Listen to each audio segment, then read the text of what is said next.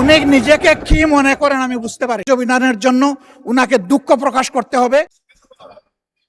মাননীয় স্পিকার, আমি সম্মানিত সংসদ সদস্য এবং স্বরাষ্ট্র মন্ত্রীর প্রতি সম্মান রেখে বলতে চাই, আজকে নতুন করে তিনি এই শব্দগুলো উচ্চারণ করেন নাই।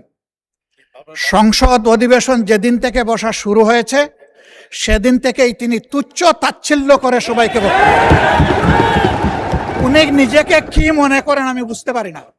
এমনকি তিনি সেই দুঃসাহস এখানে দাঁড়িয়ে তিনি দেখিয়েছেন, তিনি বলেছেন যে এই সংসদে তিনি শিক্ষকের ভূমিকা পালন করবেন।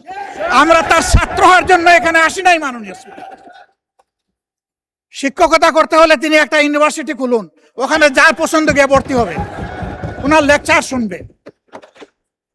আজকে একই বক্তব্যে দুইবার উনি অ্যাটাক করে ফেললেন।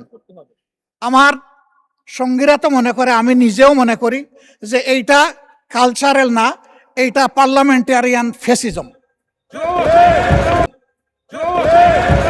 এটা হওয়া উচিত না।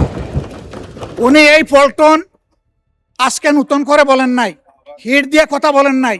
আজকে আমি সুস্পষ্টভাবে দায়িত্ব নিয়ে বলছি, এই পার্লামেন্টের সৌন্দর্য বিধানের জন্য উনাকে দুঃখ প্রকাশ করতে হবে এবং উনার বক্তব্য সংসদের এই কার্যপ্রণালী থেকে এক্সপান্ড করতে হবে।